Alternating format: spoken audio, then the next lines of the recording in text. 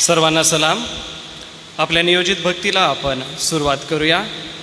बाळके व तानी मुले यांच्या मुखातून तू स्तुती पूर्ण करविली आहे. प्रार्थना करूया. आमच्या स्वर्गीय पित्या, तुझी स्तुती करीतो व या पवित्र सप्ताहाकडे आम्ही पुन्हा एक वार आमचं लक्ष लावतो. यरुशलेमेमध्ये तुझा विजयाचा जो प्रवेश आहे त्यावरती मनन चिंतन करीत, प्रिय प्रभू, प्रत्येक दिवसाला तुझा पवित्र निरोप आम्हासाठी काय आहे ते ऐकून घेण्यास आम्ही तयार आहोत. प्रिय पित्या, तू बोल, आम्ही ऐकतो आणि त्यानुसार जीवन जगण्यासाठी तुझी कृपा मागतो. आजच्या या सायंकाळच्या भक्तीमध्ये तुझ्या प्रिय दासाकरवी प्रभू तू आम्हाशी बोल. एवढंच नव्हे तर ह्या गीत गायनाच्या सेवेद्वारे प्रभू तुझं गौरव होऊ दे. क्वायरला व तरुण संघाला गीत गाण्यास आपली कृपा पुरीव, वाजवण्यास त्यांचं सहाय्य करता हो व त्यांच्यासोबत आम्हालाही गीत गात तुझ्या चरणापाशी येऊन तुझी स्तुती करण्याचा जो आनंद आहे प्रभू तो तुझ्यासमोर सादर होऊ दे. जे ऑनलाईन प्रियजन सभेचा लाभ घेत आहे त्यांना देखील दे बापा आत्मिक रीतीने भरून टाक. व आजची सायंकाळ केवळ सायंकाळ नव्हे तर तुझ्या पवित्र वचनातून ऐकून जीवनाला कलाटणी देणारी असावी अशी अनेकांसाठी होऊ दे. ही प्रार्थना धन्य तारणाऱ्या ख्रिस्त येशूच्या गोड आणि सुमधुर नावात केली म्हणून तू ऐक. आमेन. सन्मान्य पाळक वर्गाला विनंती आहे, कृपा करून आपण पुढे येऊन बसा.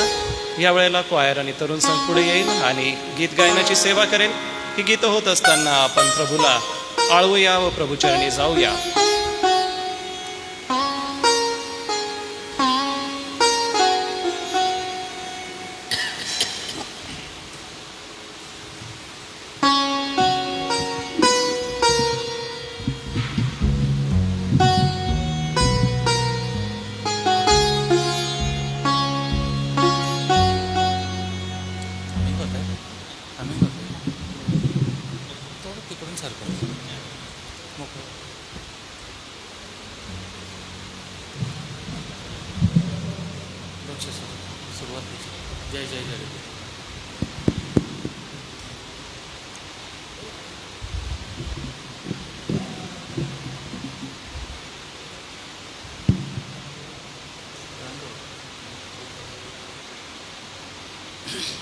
यावेळेस आपण प्रभूची स्तुती करीत आजच्या भक्तीमध्ये पुढे जाऊया.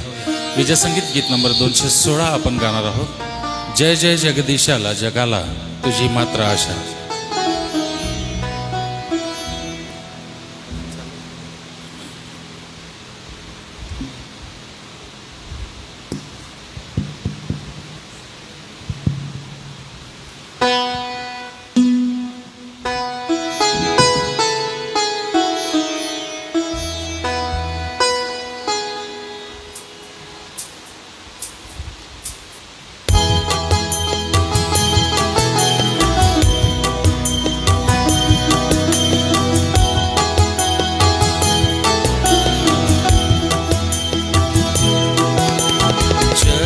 जय जगदीशा जगाला तुझी मात्र आशा. जय मंगलधामा जगावर तुझा मात्र प्रेमा. जय जगदाधारा जगाला तुझा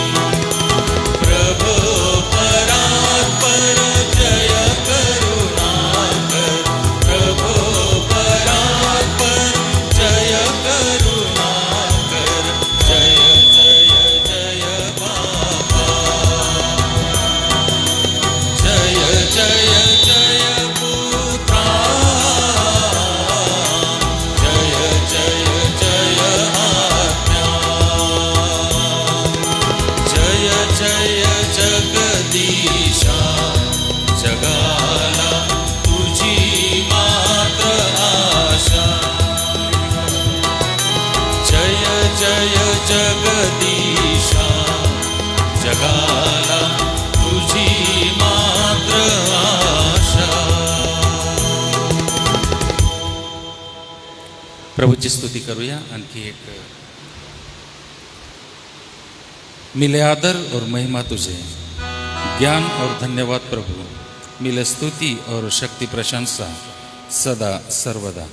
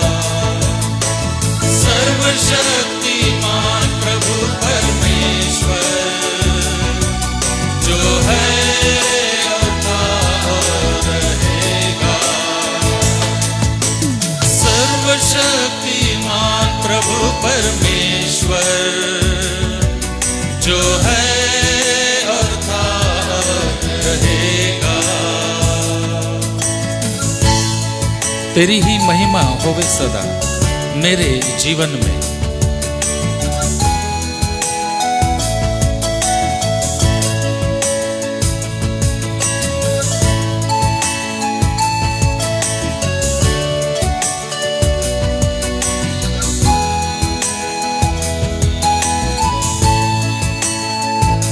तेरी ही महिमा होवे सदा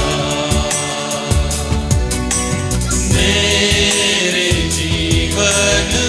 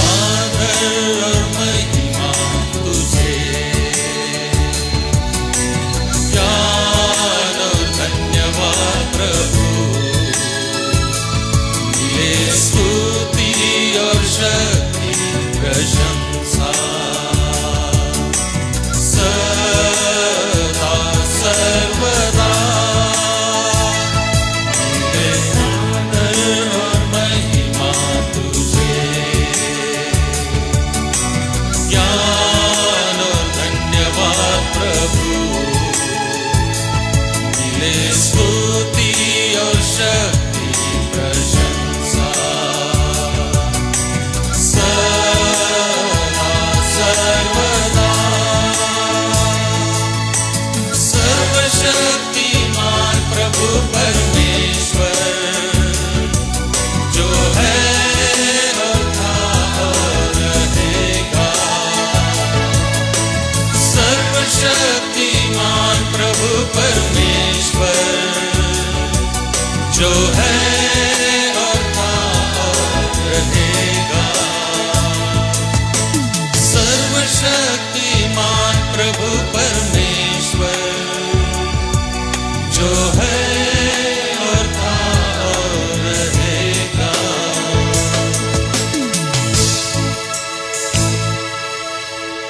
यावेळेस आपण आपल्या जागेवर उभे राहू, प्रभूला सन्मान देऊ आणि विजय संगीत गीत नंबर 10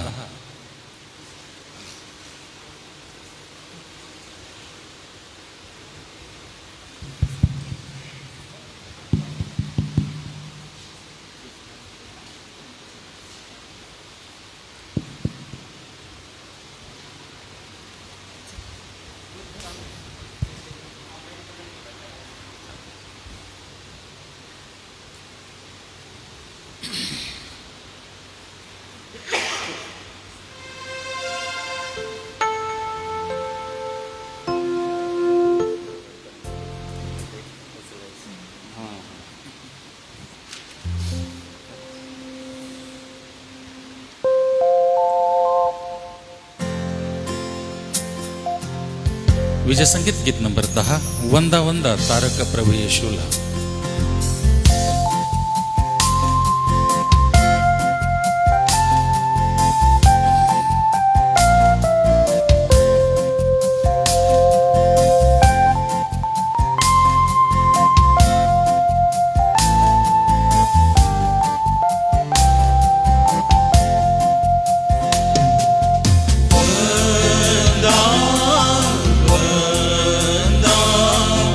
तारक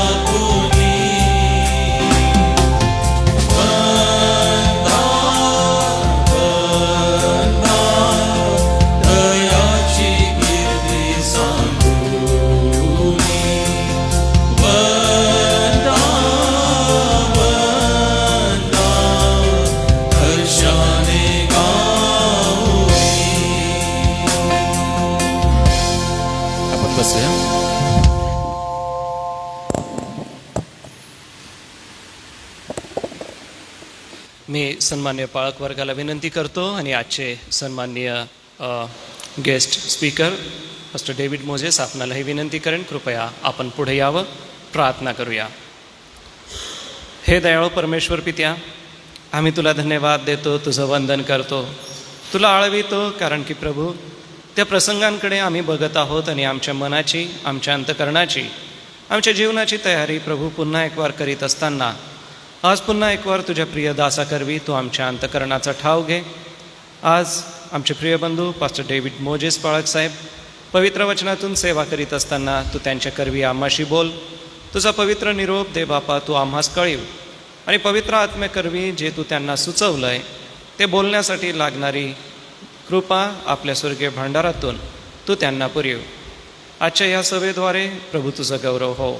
ही प्रार्थना धन्य तारणाऱ्या ख्रिस्त येशूच्या गोड आणि सुमधुर नावात केली म्हणून तो ऐक. आमेन. प्रियजन हो, आज आपल्यामध्ये शहादा मंडळीचे सन्मान्य पाळकसाहेब पास्टर डेव्हिड मोजेस पाळकसाहेब उपस्थित आहेत. पाळकसाहेब आज सायंकाळी देवाच्या पवित्र वचनातून सेवा करणार आहेत. आपल्या सगळ्यांच्या वतीने व जे ऑनलाईन पाहत आहे आपल्या सगळ्यांच्या वतीने मी आदरणीय पाळकसाहेबांचं ख्रिस्त येशूमध्ये स्वागत करतो व त्यांना विनंती करेन की आज सायंकाळी प्रभूच्या कृपेने जे पवित्र वचन आलेलं आहे त्याच्या घोषणेसाठी, वचनाच्या सेवेसाठी आपण पुढे यावं. पाळकसाहेब पुढे येत असताना आपण टाळ्यांच्या गजरात त्यांचं स्वागत करूया.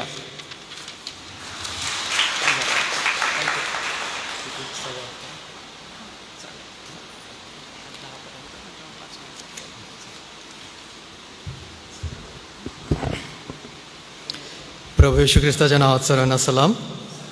आपण सर्व बरे असाल अशी मी ख्रिस्ताच्या आशा बाळगतो.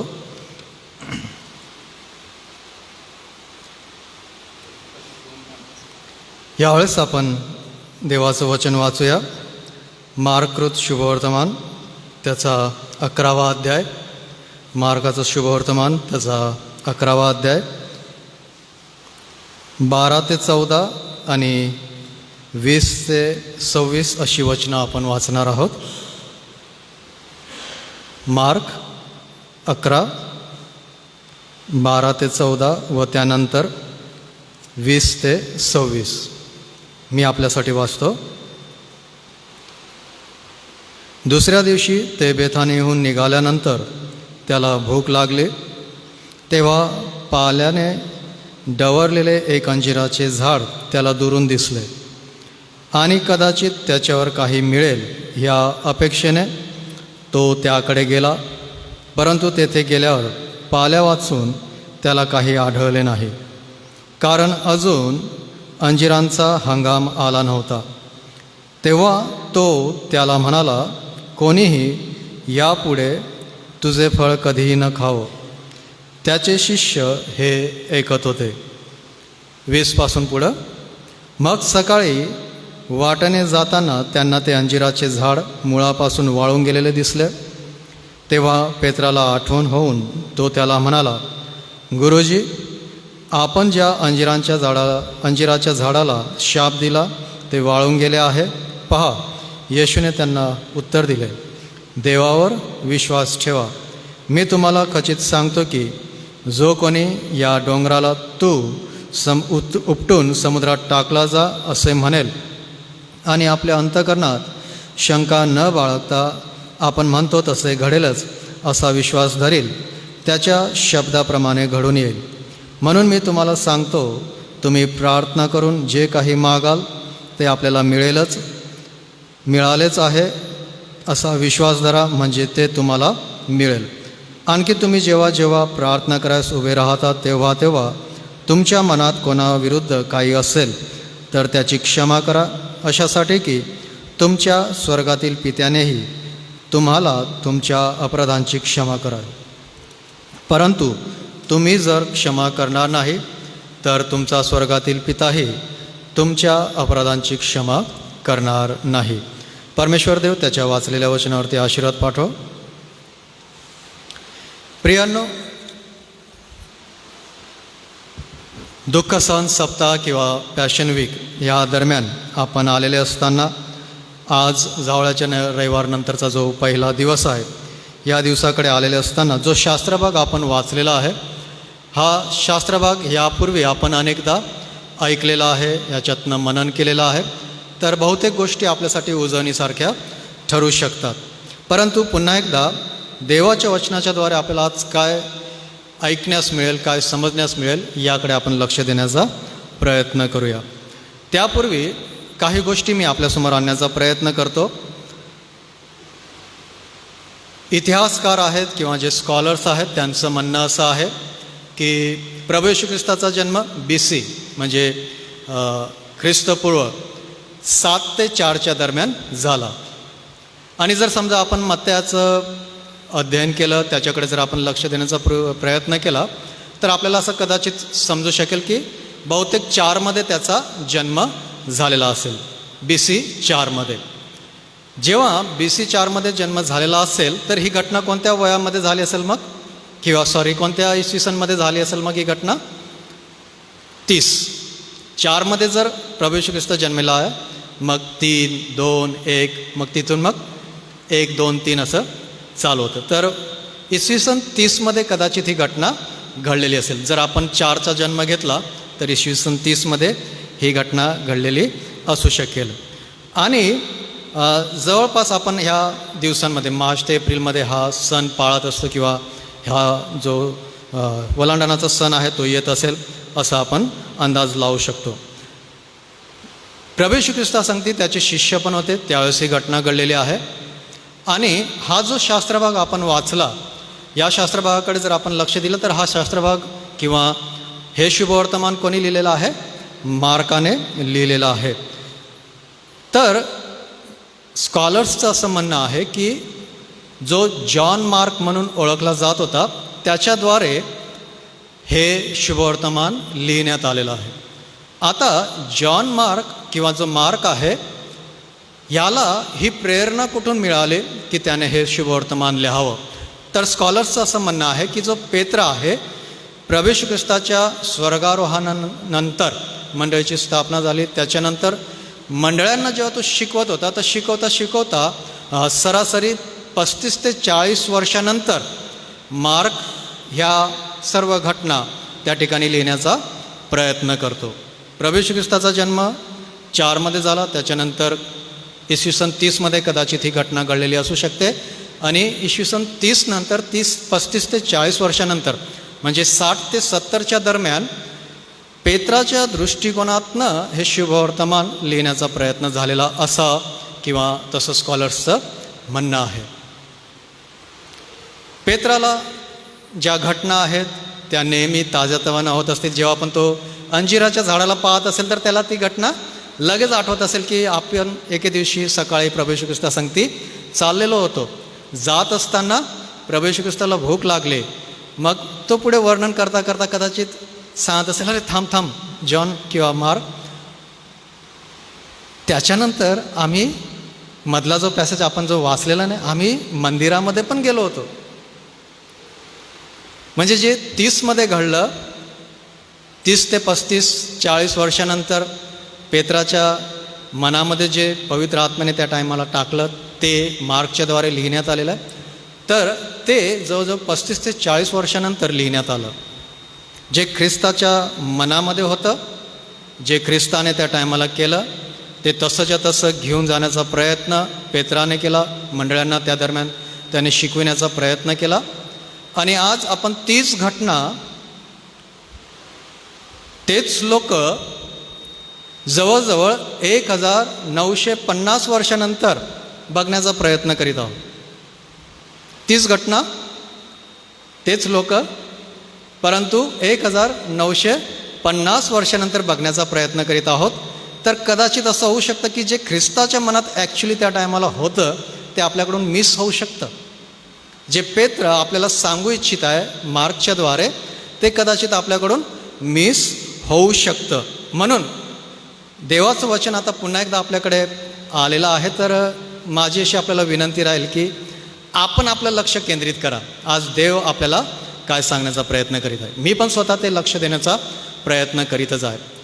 कदाचित जर आपण चुकीच्या रीतीने ते गैरसमज करून घेतला तर आपण गैरप्रचार करू शकतो किंवा गैरप्रचार आपल्याकडून होऊ शकतो. आणि जर आपण शुभवर्तमानामध्ये बघण्याचा प्रयत्न केला तर आपल्याला असं लक्षात येईल की हा जो भाग आहे हा फार काळजीपूर्वक लिहिण्याचा प्रयत्न जे शुभवर्तमान लिहिणारे आहेत त्यांनी केलेला आहे. इतर ठिकाणी देखील ह्या घटनेचं किंवा ही जी घटना अंजिराला शाप देणं ही झालेली आहे त्याचं वर्णन केलेलं आहे.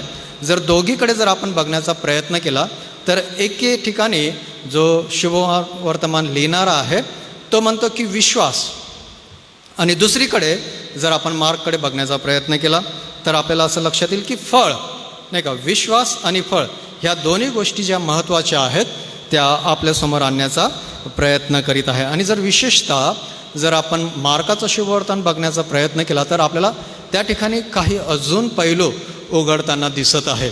उदाहरणार्थ न्याय आहे, उदाहरणार्थ विश्वास आहे, उदाहरणार्थ आध्यात्मिक जीवनामध्ये निष्फळता, फळ नसणं, नाही का.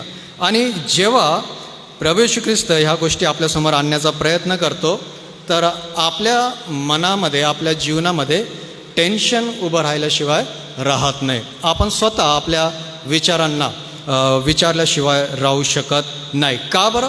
कारण जे बाहेरून दिसत आहे, जे बाहेरून दिसत आहे तसंच आतमध्ये आहे का? जे बाह्य स्वरूपाने आपल्याला दिसत आहे, जी क्षमता आपल्याला आहे त्या दृष्टिकोनाने आपण जेव्हा बघत आहोत तसंच आंतरिक जीवनामध्ये आहे का, ही गोष्ट आपल्याला कळल्याशिवाय राहणार नाही. कारण आपण थोड्या दिवसामध्ये वधस्तंभाजवळ जाणार आहोत. तर हा एक असा शास्त्रभाग आहे की या शास्त्रभागामुळे पुन्हा एकदा आपल्याला स्वतःचं आत्मपरीक्षण करण्याची संधी मिळत आहे. सोबत आपलं हृदय कसं आहे हे जाणून घेण्याची संधी आपल्याला या ठिकाणी दिसत आहे.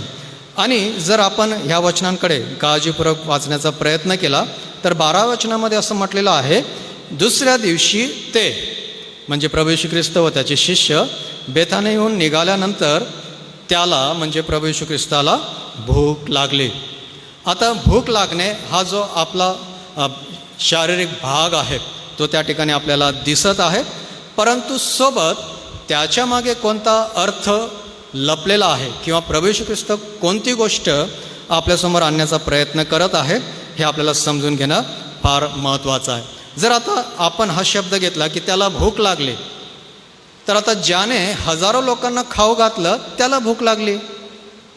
ज्याने फळ झाड हे निर्माण केले तो आता फळाच्या शोधामध्ये आलेला आहे असं आपल्याला या ठिकाणी दिसत आहे. तर प्रियांनो, या ठिकाणी फक्त शारीरिक भूक नाही तर त्याच्यापेक्षा जास्त पुढे जाऊन प्रभू येशू ख्रिस्त आपल्याला काय सांगू इच्छित आहे त्याकडे लक्ष देण्याचा आपण प्रयत्न करायला पाहिजे. का बरं? पहिला भाग आणि दुसऱ्या भागामधला जो अजून एक भाग आहे जो आपण वाचलेला नाही तो कोणता आहे? मंदिराचं शुद्धीकरण. प्रभू येशू ख्रिस्त बेथानीकडून कुठं चालला होता? यरुशलेमेकडे चालला होता, बरोबर. प्रभू येशू ख्रिस्त बेथानीकडून पुढे जात असताना अंजिराचं झाड येतं, अंजिराच्या झाडानंतर मंदिराचं शुद्धीकरण येतं, मग त्याच्यानंतर दुसऱ्या दिवशी जे वाळलेलं झाड आहे त्याकडे आपलं लक्ष जातं. तर प्रियांनो, प्रभू येशू ख्रिस्त जेव्हा त्या झाडाकडे बघतो, वचन काय म्हणतात, तेव्हा पाल्याने डवरलेले एक अंजिराचे झाड त्याला दुरून दिसले आणि कदाचित त्याच्यावर काही मिळेल ह्या अपेक्षेने तो त्याकडे गेलेला आहे. आणि परंतु तेथे गेल्यावर पाल्या वाचून त्याला काही आढळले नाही, कारण अजून अंजिराचा हंगाम आला नव्हता. तेव्हा तो त्याला म्हणाला, कोणी यापुढे तुझे फळ कधी न खाओ. आणि त्याचे शिष्य हे ऐकत होते. प्रभू येशू ख्रिस्त त्या झाडाकडे जातो, झाडाकडे पाहतो, फळाची अपेक्षा करतो, परंतु त्या झाडाला ते फळ त्या ठिकाणी नव्हते. आता ह्या गोष्टीकडे किंवा ह्या घटनेकडे जर आपण बघण्याचा प्रयत्न केला तर आपल्याला हा गैरसमज निर्माण होऊ शकतो की प्रभू येशू ख्रिस्त अविचाराने बोलत होता का? त्याला माहिती नव्हतं का की हंगाम नाही आहे, पाल्याने डवरलेलं ते झाड आहे, आणि त्या ठिकाणी जाऊन तो फळाची अपेक्षा करीत आहे. तर ह्या सर्व गोष्टी वाचत असताना, ऐकत असताना तो अविचाराने बोलत आहे का, किंवा जर तो त्या ठिकाणी बोलत आहे तर त्याच्या मागचा उद्देश काय आहे, हेतू काय आहे, हे आपल्याला समजून घेणं फार महत्त्वाचं आहे. आणि जेव्हा आपण ह्याकडे बारकाईने लक्ष देण्याचा प्रयत्न करतो तर हे प्रश्न आपल्याला यायलाच पाहिजे, आपल्या मनामध्ये, आपल्या जीवनामध्ये हे प्रश्न उद्भवायलाच पाहिजे. का बरं? कारण हा शास्त्र भाग आपल्या स्वतःचं आत्मपरीक्षण करण्यासाठी आपल्याला उत्तेजन देत आहे, आपल्याला प्रेरणा देत आहे. जेव्हा प्रभू येशू ख्रिस्त माझ्या जीवनामध्ये बघत आहे, प्रभू येशू ख्रिस्त जेव्हा माझ्या जीवनाकडे बघत आहे तर त्याला काय सापडेल? तर प्रभू येशू ख्रिस्ताला काय सापडेल? पानं का मग फळ? प्रभू येशू ख्रिस्त काहीही अविचाराने करत नाही. प्रभू येशू ख्रिस्ताने काही अविचाराने केलेलं नाही. ज्यावेळेस आपण ह्या शास्त्रभागाकडे किंवा प्रभू येशू ख्रिस्त ज्या प्रकारे अंजिराला उद्देशून बोलत आहे तर आपल्याला असं लक्षात येईल की भविष्यामध्ये जी घडणारी घटना आहे किंवा भविष्यामध्ये काय घडू शकतं याकडे लक्ष केंद्रित करण्याचा तो प्रयत्न करीत आहे. प्रभू येशू ख्रिस्त 13 वचनामध्ये जेव्हा आपण बघतो की प्रभू येशू ख्रिस्ताने दुरून त्या झाडाला पाहिलं, त्या अंजिराच्या झाडाला पाहिलं आणि काहीतरी खाण्यासाठी मिळेल यासाठी तो त्या झाडाकडे जात असताना दिसत आहे. आणि जेव्हा तो म्हणजे प्रभू येशू ख्रिस्त त्या झाडाकडे जाऊन पाहतो तर त्याला ते चित्र काय दिसतं? या झाडावरती फळ नाही. याचा अर्थ काय झाला? त्या झाडाने फसवेगिरी केली. त्या झाडाकडून जी अपेक्षा होती ती अपेक्षा आपल्याला दिसत नाही आहे. ते फसवेगिरीचं स्वरूप आपल्याला त्या ठिकाणी दिसत आहे. दुरून त्याच्यामध्ये जीवन आहे, ते जिवंत झाड आहे हे दिसत आहे, परंतु ज्याच्यामुळे जीवन मिळतं तोच महत्त्वाचा भाग त्या ठिकाणी नाही आहे. म्हणजे झाडाला फळ, जेव्हा ते फळ आपण त्या फळाची बी पेरतो किंवा ते आपोआप उगवतं तर त्याच्यातनं अजून पुढे ते झाड वाढतात. या दिवसांमध्ये आपल्याला आंबे खायला मिळतील नाही का? जे जे वेगवेगळ्या प्रकारचे आंबे आहेत. जर आंब्याची कोय आपण लावली तर काय होईल? आंबा उगेल नाही का? मग त्याच्यातनं अजून अनेक आंबे निघतील. म्हणजे झाड तर आहे परंतु ज्याच्याने जीवन पसरायला पाहिजे ते महत्त्वाचे भाग त्याकडे नव्हते. ती फसवेगिरी या ठिकाणी आपल्याला दिसत असताना आढळत आहे किंवा ते आपण पाहू शकतो. हे झाड फक्त झाड नसून किंवा ही घटना केवळ घटना नसून ही आपल्यासाठी देखील चेतावणी आहे, आपल्यासाठी देखील हा इशारा आहे. पुष्कळदा जी दिखावा करणारी धार्मिकता आहे ती आपण बाळगू शकतो किंवा त्याप्रमाणे आपण चालू शकतो. खरं पाहिले असता आतून कोणत्याही प्रकारचा बदल झालेला नसतो. बाहेरून दाखवतो की आपण खूप धार्मिक आहे कारण आपण बाहेरूनच बघतो, आपली क्षमताच ती आहे. त्यामुळे फक्त आपण बाहेरून बघतो आणि बाहेरून बघितल्यामुळे अंतःकरणामध्ये काय चालू आहे, कशा प्रकारची आपली जीवनशैली आहे आतून ते आपल्याला कळत नाही. सोबत आपण दाखवतो परंतु खरेपणा आपल्या अंतःकरणामध्ये काय आहे ते आपण दाखवत नाही. सोबत आपल्याला खूप माहिती आहे. जर आपली परीक्षा घेतली बायबलच्या बाबतीमध्ये, बायबलच्या ज्ञानाच्या बाबतीमध्ये तर आपण पटापट 100पैकी 110 उत्तर देऊन देऊ कदाचित. परंतु जी माहिती आहे त्याचा उपयोग आज्ञापालनामध्ये होऊ शकत नाही किंवा आपण करीत नसतो. का बरं? कारण बाहेरून जिवंतपणा दिसतो, बाहेरून आपण पानांनी डवरलेलं दिसतो, परंतु आतून अंतःकरणातनं आपण पूर्णपणे रिकामी असू शकतो. म्हणून प्रियानो, हा आपल्यासाठी इशारा आहे किंवा आपल्यासाठी ही चेतावणी आहे. प्रभू येशू ख्रिस्त जेव्हा ह्या गोष्टी सांगण्याचा प्रयत्न करतो तर तो हे सांगण्याचा प्रयत्न करतो की लोक देवाला ओठांच्या द्वारे महिमा देऊ शकतात किंवा स्तुती करू शकतात, परंतु त्यांचं अंतःकरण परमेश्वरापासून फार दूर असू शकतं. ओठाने ते लोकांसमोर स्तुती करू शकतात, गीत गाऊ शकतात, परंतु अंतःकरणाने ते प्रत्यक्ष परमेश्वर देवापासून फार दूर असू शकतात. आणि तीच परिस्थिती आपल्यासोबत देखील घडू शकते, तीच परिस्थिती आपल्यासोबत देखील होऊ शकते. म्हणून जर आपण ह्या शास्त्रभागाकडे विशेषतः या वचनांकडे काळजीपूर्वक लक्ष दिलं आणि जर आपण असं सांगितलं की आपण स्वतःचं इन्स्पेक्शन करणार नाही किंवा स्वतःची चाचणी करणार नाही, आत्मपरीक्षण करणार नाही, तर देवाला हाताळू द्या. आपण विधीच्या टायमाला प्रत्येकदा पाळक सेवक जे आहेत ते सांगतात की अमुक अमुक दिवशी प्रभुभोजनाचा विधी आहे, आपण काय करा, आत्मपरीक्षण करून या. परंतु स्वतःला आत्मपरीक्षण करू देण्याच्या ऐवजी जर देवाला आत्मपरीक्षण करण्याची संधी दिली तर काय होईल? जी आपली बघण्याची क्षमता आहे, जे आपण बाह्य स्वरूप बघतो, देव त्या प्रकारे बघत नाही. हे कोणासंगती घडलं होतं आपल्याला माहिती आहे. जेव्हा शमूएल नाही का तो राजाचा अभिषेक करण्यासाठी गेला, त्यावेळेस शमूएलाला परमेश्वर देव काय म्हणतो? परमेश्वर देव बाह्य स्वरूप बघत नाही, बाहेरून तो किती देखणा आहे, हँडसम आहे, किती हट्टाकट्टा आहे, या गोष्टी बघत नाही. तर तो काय पाहतो? अंतःकरण पाहतो. तो काय पाहतो? आपलं हृदय पाहत असतो. आणि तीच गोष्ट किंवा तेच सत्य आपल्याला या ठिकाणी बघण्यास मिळत आहे.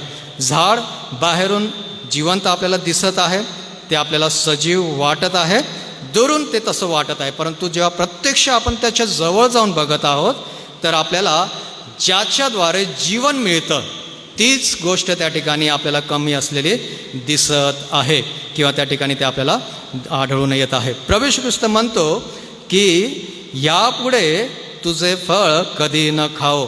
या ठिकाणी प्रभू येशू ख्रिस्त अतिशय महत्त्वाची गोष्ट आपल्यासमोर आणण्याचा प्रयत्न करीत आहे. आता ह्या ठिकाणी झाडासंगती बोलत असताना, त्याचे शिष्य ते ऐकत असताना प्रभू येशू ख्रिस्त रागाने किंवा भावनेने तो ते बोलण्याचा प्रयत्न करत नाही, परंतु येणाऱ्या दिवसांमध्ये काय घडू शकतं किंवा कशा प्रकारची घटना घडू शकते हे दाखवण्याचा प्रयत्न करीत आहे. ह्या ठिकाणी जर आपण प्रामाणिकपणे बघण्याचा प्रयत्न केला तर आपल्याला आढळतं की प्रभू येशू ख्रिस्त न्यायासंबंधी बोलत आहे, आणि तो न्याय पण कोणता? फळ न देण्याबाबतीतला. झाड आहे, जिवंतपणा आहे, सजीवपणा आहे, परंतु ते फळ नसेल देत तर त्याचा न्याय ठरलेलाच आहे. ही एक चेतावणी आहे, आणि विशेषतः जे इस्रायल होतं त्यांच्या बाबतीमध्ये ही चेतावणी आपल्याला दिसत आहे. कारण ते अनेक वर्षापासून तारणारा जो आहे, मसीहा जो आहे, तो येणार आहे ह्याची ते वाट पाहत होते. ते विश्वासाने त्याची वाट पाहत होते, परंतु जेव्हा प्रत्यक्ष त्यांच्याकडे मसीहा आला त्यावेळेस त्यांनी त्याला नकारलेला आहे. म्हणून प्रभू येशू ख्रिस्त अगदी स्पष्ट रीतीने आपल्याला या ठिकाणी बोलताना आढळत आहे किंवा दिसत आहे. जर आपण वचन मत्तय त्याचा 7वा अध्याय आणि 19वा वचन जर आपण वाचलं तर त्या ठिकाणी आपल्याला असं लक्षात येतं, प्रभू येशू ख्रिस्त म्हणतो की जे झाड फळ देत नाही त्या झाडाला काय करणार आहे? आपण राखून ठेवणार आहे. बरोबर ना? नाही, जे झाड फळ देत नाही त्या झाडाला काय करणार आहे? छाटून टाकणार आहे. त्या ठिकाणी त्याची जागा नाही. या ठिकाणी आपल्याला लक्षात येतं की प्रभू येशू ख्रिस्ताचे जे शब्द आहे ते अतिशय महत्त्वाचे आहे. जर आपण वचन 20 जर वाचलं तर त्या ठिकाणी आपल्याला असं आढळतं, मग सकाळी वाटाने जाताना त्यांना ते अंजिराचे झाड मुळापासून वाळून गेलेले दिसले. त्या ठिकाणी प्रभू येशू ख्रिस्ताचे जे शब्द आहे ते किती अधिकाराने भरलेले आहेत हे चित्र आपल्याला या ठिकाणी दिसत आहे. जे एके टायमाला सजीव वाटत होतं, जे जिवंत वाटत होतं, ते आता पूर्णतः सुकून गेलेलं आहे. पूर्ण रीतीने बदल त्या ठिकाणी झालेला आपल्याला या ठिकाणी दिसत आहे. ही जी बदलण्याची जी प्रक्रिया आहे ही फार उशिरा झाली नाही, फार वर्ष लागले नाही, ती लगेच घडलेली आपल्याला या ठिकाणी दिसत आहे. या दिवशी सोमवारी शाप दिला उदाहरणार्थ, आणि मंगळवारी ती गोष्ट घडलेली आपल्याला त्या जीवनामध्ये दिसत आहे. प्रभू येशू ख्रिस्ताचे जे शब्द आहेत ते अतिशय महत्त्वाचे, अधिकाराचे, सामर्थ्याने भरलेले आपल्याला या ठिकाणी दिसत आहे. प्रभू येशू ख्रिस्ताचे जे शब्द आहे ते अधिकाराने भरलेले आपल्याला ह्या ठिकाणी दिसत आहे. आणि ह्यावरून आपल्याला कळतं की जे आध्यात्मिक निष्फळता आहे त्या बाबतीमध्ये परमेश्वर देव किती गांभीर्याने बघत आहे.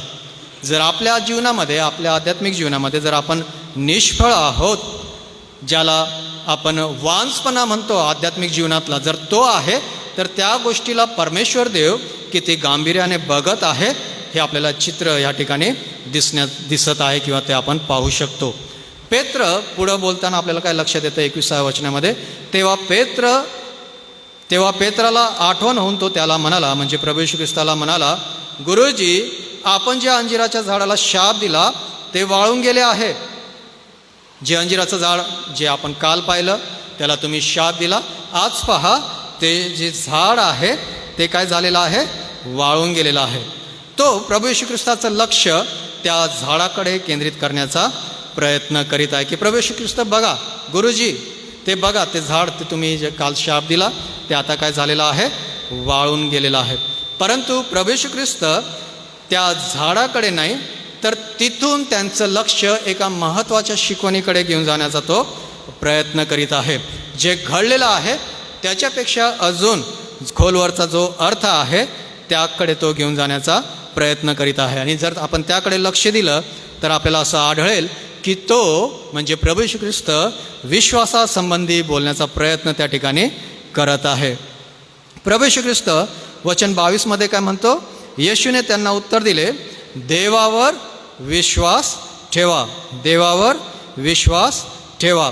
ती वाळून जाणं ही जी घटना आहे त्याच्यापेक्षा जास्त महत्त्वाची जी गोष्ट आहे ती शिकविण्याचा प्रयत्न प्रभू येशू ख्रिस्त या ठिकाणी देण्याचा प्रयत्न करीत आहे. जे जीवन फळ देऊ शकत नाही त्याचा न्याय कसा होतो या गोष्टीकडे प्रभू येशू ख्रिस्त घेऊन जाण्याचा प्रयत्न करीत आहे. आणि त्याचं उदाहरण देत असताना प्रभू येशू ख्रिस्त या ठिकाणी एक सुंदर उदाहरण देत असताना आपल्याला दिसत आहे.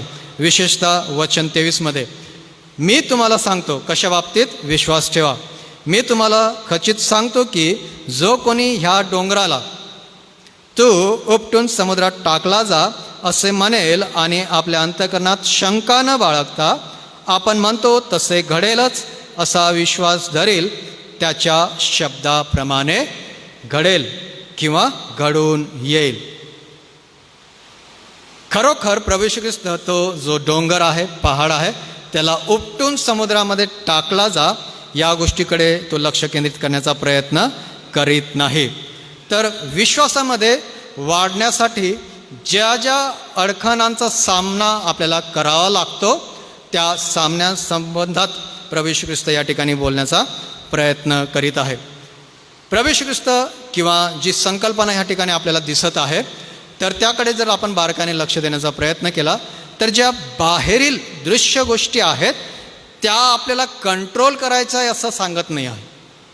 पुष्कळदा आपल्या जीवनामध्ये या गोष्टीकडे जेव्हा आपण बघतो, खास करून जर आपण पुढचं वचन वाचलं तर त्या ठिकाणी काय म्हटलेलं आहे 24व्या वचनामध्ये, म्हणून मी तुम्हाला सांगतो तुम्ही प्रार्थना करून जे काही मागाल ते आपल्याला मिळालेच आहे असा विश्वास धरा, म्हणजे ते तुम्हाला मिळेल. या वचनाकडे जेव्हा आपण येतो, प्रभू येशू ख्रिस्त या ठिकाणी येतो तर एक महत्त्वाची गोष्ट आपल्यासमोर सांगण्याचा प्रयत्न करीत आहे. परंतु विशेषतः या वचनाला मोठ्या प्रमाणामध्ये गैरप्रचार देखील करण्यात आलेला आहे आणि आपण देखील मोठ्या प्रमाणामध्ये त्याची गैरसमज करून त्याचा उपयोग आपल्या जीवनामध्ये करण्याचा आपण प्रयत्न केलेला आहे. मी माझं एक वैयक्तिक उदाहरण सांगतो. एक भाऊ मला भेटले, जुनी गोष्ट आहे. एक भाऊ मला भेटले आणि त्यांनी मला सांगितलं की डेव्हिड तू प्रार्थना करतोस का? मी म्हटलं हो मी प्रार्थना करतो. मग त्यांनी मला माझ्या प्रार्थनेचं स्वरूप विचारलं. मग मी त्यांना ती जी माझ्या प्रार्थनेचं स्वरूप आहे ते मी त्यांना सांगितलं. मग त्यांनी मला सांगितलं की तशी नाही प्रार्थना करायची. त्यांनी काय सांगितलं मला, तशी प्रार्थना नाही करायची. मग म्हटलं कशी प्रार्थना करायची? ते म्हणे एक कागद घ्यायचा, कागदावरती तुमच्या इच्छा लिहायच्या आणि मग त्या प्रकारे प्रार्थना करायची. प्रियांनो, ही काय बकेट नाही आहे बरं का. या वचनाला उद्देशून सांगण्याचा प्रयत्न करीत आहे. ही काय बकेट नाही आहे की माझी जी इच्छा आहे मी ती लिहायची आणि त्या बकेटमध्ये टाकायची. इच्छा लिहायची आणि बकेटमध्ये टाकायची. इच्छा लिहायची मुलाच्या बाबतीमध्ये, मुलीच्या बाबतीमध्ये, घराच्या बाबतीमध्ये, आर्थिक जीवनातल्या गोष्टी, आरोग्याच्या जीवनाच्या बाबतीमध्ये, ही काय बकेट ती विशफुल लिस्ट ठेवण्याची जागा नाही.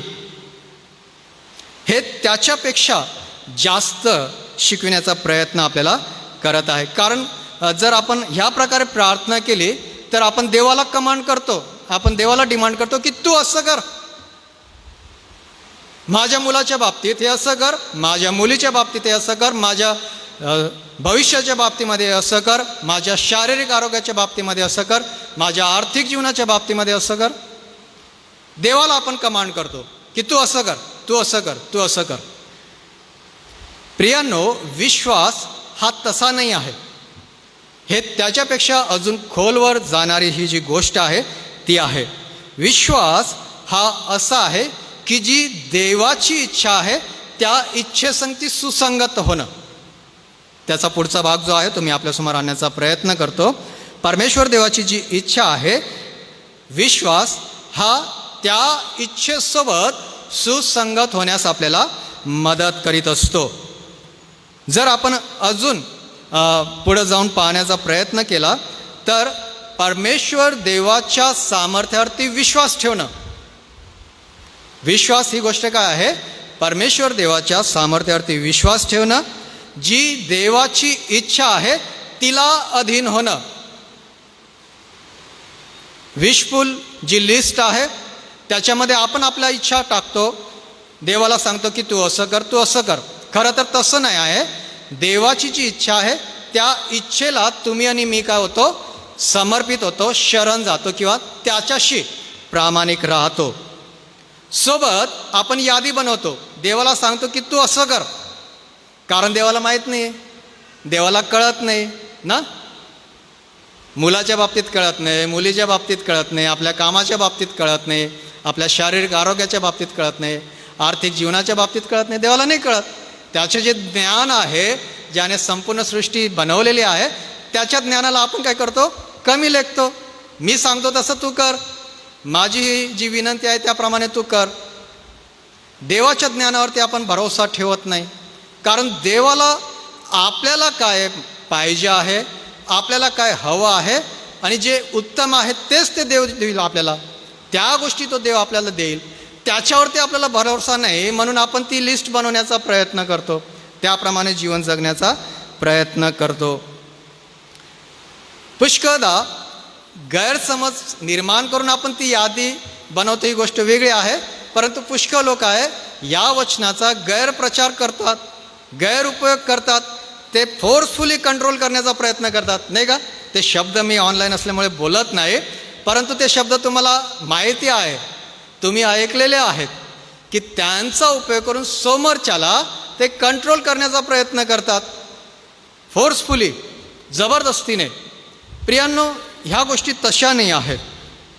उलट देवाचा जो स्वभाव आहे की देवाला सर्व काही ज्ञात आहे, आपल्या वैयक्तिक जीवनाबद्दल, आपल्या कौटुंबिक जीवनाबद्दल, आपल्या मंडळीच्या जीवनाबद्दल देवाला हे सर्व माहिती आहे. आणि तो चांगला परमेश्वर देव आहे आणि जे उत्तम आहे, जे चांगलं आहे तेच तो आपल्याला देणार आहे.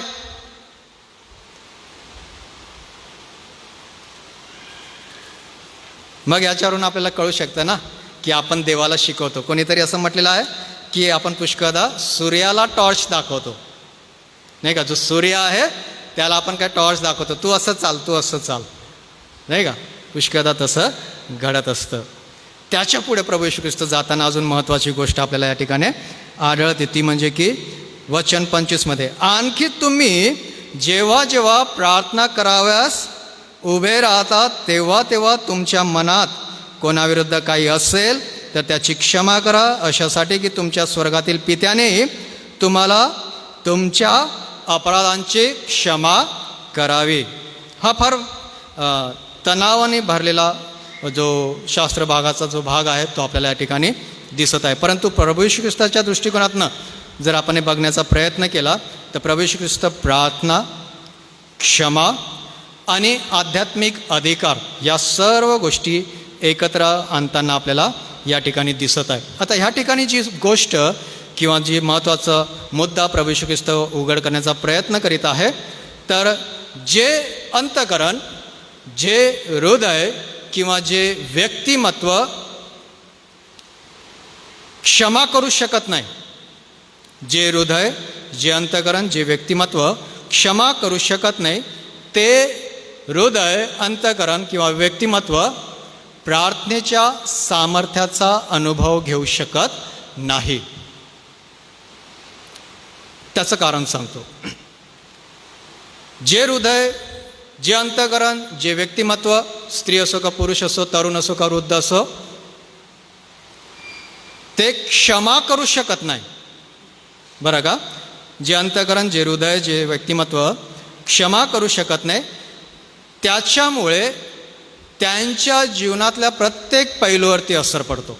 जीवनातले जे पण क्षेत्र आहे त्या क्षेत्रांवरती असर पडताना आपल्याला दिसतो. उदाहरणार्थ विचार करणं आहे, त्या क्षेत्रावरती असर होतो. उदाहरणार्थ बोलणं आहे, त्या बोलण्यावरती असर होतो. उदाहरणार्थ कृती करणं आहे, त्या कृती करण्यावरती त्याचा असर होतो.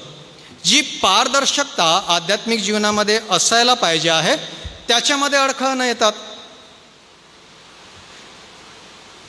परमेश्वर देवासंगती जी आपली घनिष्ठता आहे ती प्रस्थापित व्हायला पाहिजे, त्याच्यामध्ये आपण दिवसेंदिवस वाढायला पाहिजे. त्याच्यावरती असर होतो. का? कारण ते क्षमाशील हृदयने आहे, ते क्षमा करणारं हृदयने आहे. तेवढंच नव्हे तर जे आपले सोबतीतले भाऊ बहीण आहेत त्यांच्यावरती देखील तो असर होतो. कोणामुळे? क्षमा न करणाऱ्या अंतःकरणामुळे.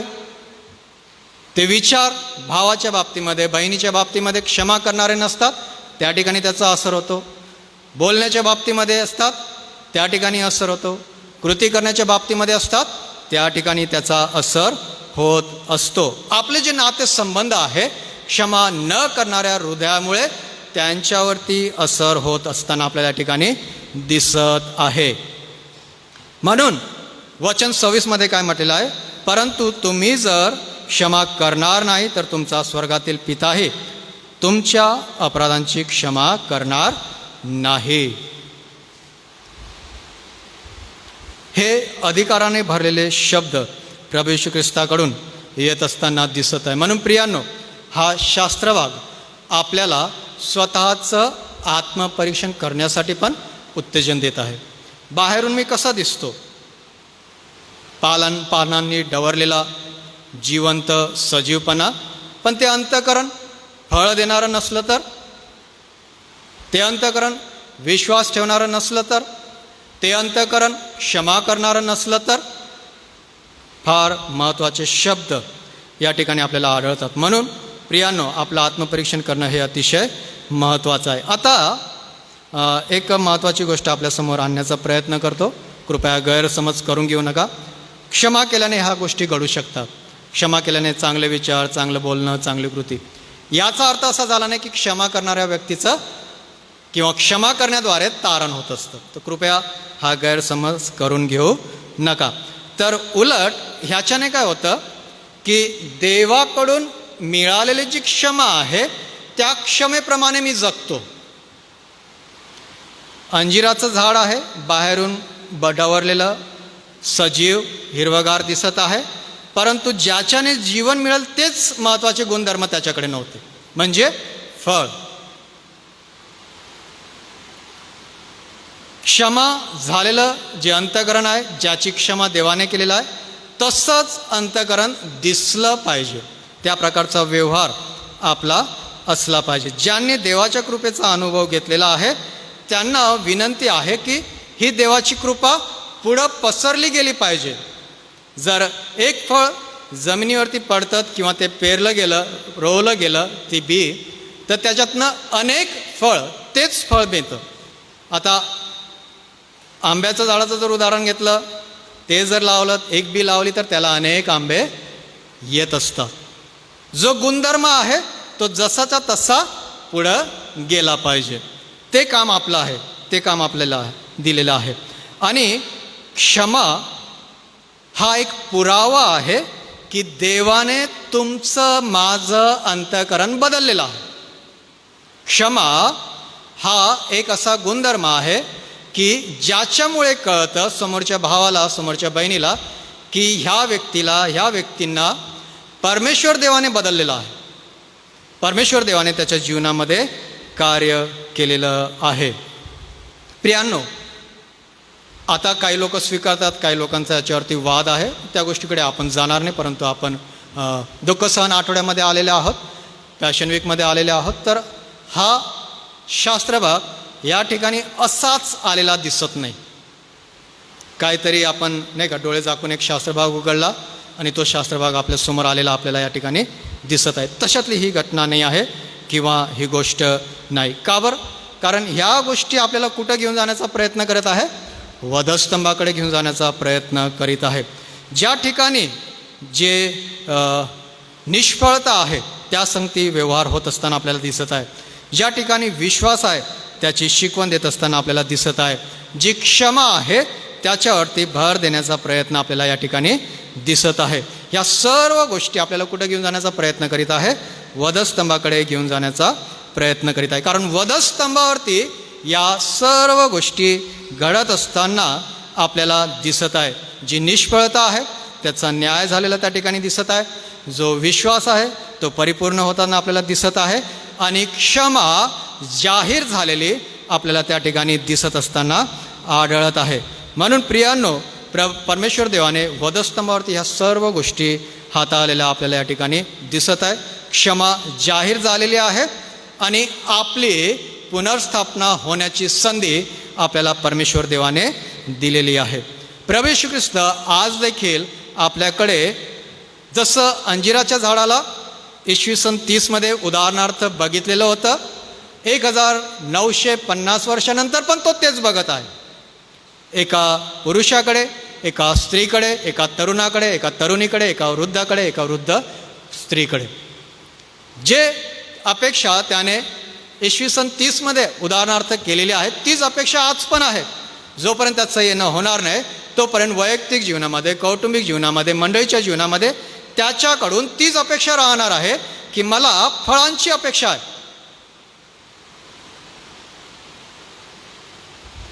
अशा प्रकारचा विश्वास जो त्याच्यावरती भरोसा ठेवणार आहे त्याची अपेक्षा तो करत आहे. अशा अंतःकरणाची तो वाट पाहत आहे की जे अंतःकरण आपण क्षमा करू शकू. तो अशी गोष्ट बघण्याचा प्रयत्न करीत आहे की जे प्रभू येशू ख्रिस्ताला प्रतिबिंबित करू शकेल. बरं, आता प्रतिबिंबितवरून एक लहानसं उदाहरण मी आपल्यासमोर आणण्याचा प्रयत्न करतो, मग यानंतर आपण थांबूया. माहीत नाही किती त्याच्याशी सुसंगत हे उदाहरण आहे, परंतु प्रतिबिंबित होण्याच्या बाबतीमध्ये हे उदाहरण आपल्यासमोर आणतो आणि मग त्यानंतर आपण या ठिकाणी थांबूया. लहानपणी पुष्कळ आपण हा खेळ खेळलेला आहे, आपण तो खेळण्याचा प्रयत्न केलेला आहे. उदाहरणार्थ काचेचा तुकडा आहे किंवा लहानसा आरसा आहे. आपण आता उदाहरणार्थ मी बाहेर गेलो सूर्यप्रकाशामध्ये आणि तो काचेचा तुकडा किंवा लहानसा आरसा मी हातात घेतला आणि तुमच्या डोळ्यावर चमकवलं तर काय होईल? तुम्हाला त्याच्यामध्ये काय दिसेल? सूर्यप्रकाशात गेलो, आरशाचा तुकडा किंवा लहानसा काचेचा तुकडा सूर्यप्रकाशात गेलो आणि तिथून मी तुमच्या डोळ्यावर चमकवलं तर काय दिसेल? आरसा दिसेल का सूर्याचं प्रतिबिंब त्या ठिकाणी दिसेल? नक्की आपण आरसा आहोत, आपण माध्यम आहोत. जेव्हा लोक आपल्याकडे बघतात आपण किती हँडसम आहोत, किती सुंदर आहोत, नाही, देव रिफ्लेक्ट व्हायला पाहिजे, देवाचं प्रतिबिंब त्या ठिकाणी रिफ्लेक्ट व्हायला पाहिजे. आपण फक्त एक माध्यम आहोत. कारण प्रभू येशू ख्रिस्त स्वतः म्हणतो की लोकांनी जेव्हा तुमच्याकडे पाहिलं तर त्यांनी तुमचं नाही तर कोणाचं, जो तुमचा स्वर्गातील पिता आहे त्याचं गौरव व्हायला पाहिजे ना. मग आपण कोणाचा गौरव करत असतो? पुष्कळदा जे माध्यम आहे त्याचं. प्रभू येशू ख्रिस्ताचं जे रिफ्लेक्शन आहे ते आपल्या जीवनातनं दिसत नाही. ह्याच्यावरती पुष्कळ काय बोलता येईल, परंतु आपण त्या विषयाकडे जाणार नाही. तर परमेश्वर देव प्रभू येशू ख्रिस्ताला प्रतिबिंबित करण्यासाठी आपल्याला सहाय्याने मदत करो. जी अपेक्षा परमेश्वर देव प्रभू येशू ख्रिस्ताच्याद्वारे आपल्या जीवनामध्ये पाहू इच्छित आहे की आपण फळ द्यावं, आपण प्रार्थनेमध्ये असावे, आपण क्षमाशील असावे. ह्या सर्व जे फळाचे गुणधर्म आहेत ते आपल्या जीवनामध्ये प्रगट करण्यासाठी परमेश्वर देवाने आपल्याला बदललेलं आहे. त्या प्रकारचं जीवन जगण्यासाठी त्याची कृपा आपल्याला तो पुरवित राहू.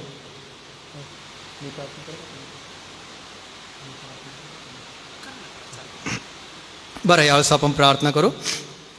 प्रिय परमेश्वर, आम्ही तुझ्या चरणापाशी आलेले असताना आम्ही आमचं अंतःकरण तुझ्यासमोर उघडतो.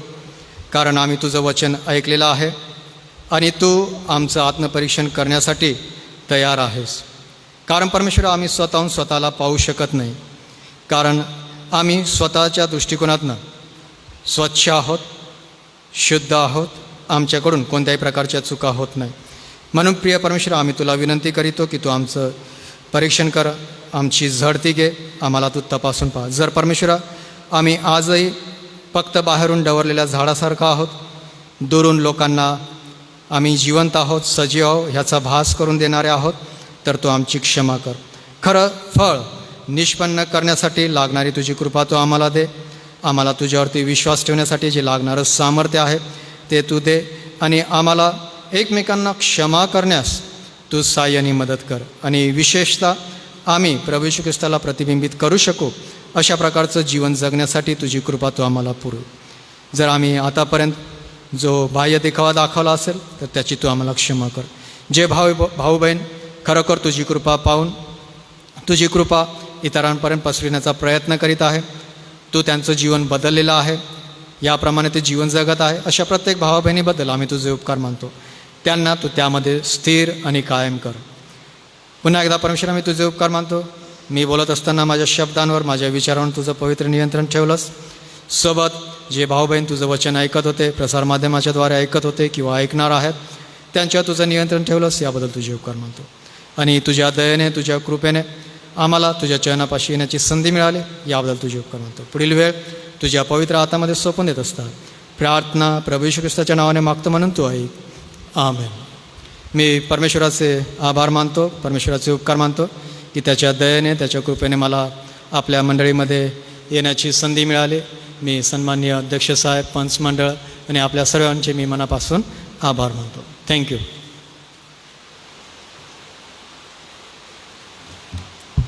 मी परमेश्वर पित्याला धन्यवाद देतो, कारण की खऱ्या अर्थाने आम्ही या संपूर्ण सप्ताहामध्ये आपलं लक्ष प्रभूकडे लावलेलं असताना प्रभुदेवा त्याच्या पवित्र वचनाच्याद्वारे आम्हाशी बोलत आहे. आज सायंकाळीही त्याच्या प्रिय दासाकरवी प्रभू आम्हाशी बोललेला आहे. मी पाळक साहेबांचं मनपूर्वक आभार मानतो. प्रियांनो, जे पवित्र वचन ऐकलं त्याकडे बघत असता 2 महत्त्वाच्या गोष्टींकडे मी आपलं लक्ष वेधू इच्छितो. ते म्हणजे फळ न देण्याबद्दलचा न्याय होतो, एवढंच नव्हे तर आत्मिक जीवनात निष्फळ असणं हे फार अवघड आहे. सोबतच जे पवित्र वचन आपण ऐकलेलं आहे त्यावरती मननचिंतन करूया. प्रभुदेवा आपल्या प्रत्येकाच्या मनाची पकड या पवित्र वचनाच्याद्वारे घेऊ. आजच्या वचनाच्या सेवेसाठी मी पास्टर डेव्हिड मोजेस यांचं मनपूर्वक पुन्हा एक वार आभार मानतो. उद्या मंगळवार असणार आहे 31 तारीख. उद्याची जी पवित्र वचनाची सेवा आहे ते सन्मान्य पास्टर रविकांत गावित, तळोदा मंडळीचे पाळक साहेब हे सायंकाळी या ठिकाणी पवित्र वचनाची सेवा करतील. ह्या महत्त्वपूर्ण उद्यासाठीच्या सूचना आहे. या वेळेला आपण सर्व आपल्या जागेवर उभं राहूया.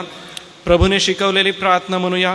प्रभूच्या प्रार्थनेनंतर आशीर्वादासाठी सन्मान्य डॉक्टर रेव्हरेंड जयेश पठारे पाळकसाहेब पुढे येतील, आशीर्वाद देतील आणि या रात्री ईश्वरा गीत गाऊन एकमेकांना भेटून आजची भक्ती समाप्त करूया. हे आमच्या स्वर्गातील पित्या, तुझे नाव पवित्र मानिले जाऊ, तुझे राज्य येऊ, जसे स्वर्गात तसेच पृथ्वीवरही तुझ्या इच्छेप्रमाणे हो. आमची रोजची भाकर आज तो आम्हास दे, आणि जसे आम्ही आमचे ऋणे ऋण सोडितो तसेच तू आमचे ऋणे आम्हास सोड, आणि आम्हास परीक्षेत आणू नकोस, तर आम्हा सर्व वाईटापासून सोडील. कारण की राज्य, सामर्थ्य आणि गौरव हे सर्व काळ तुझीच आहे. आमेन.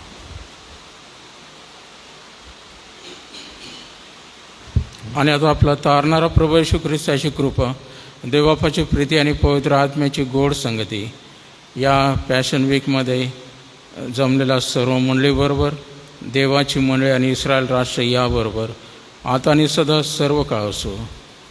आमेन. रात्री ईश्वरा तू मजला सांभाळ, आयुष्यभर राखीतो करावा प्रतिपाल. आमेन. सर्वांना सलाम.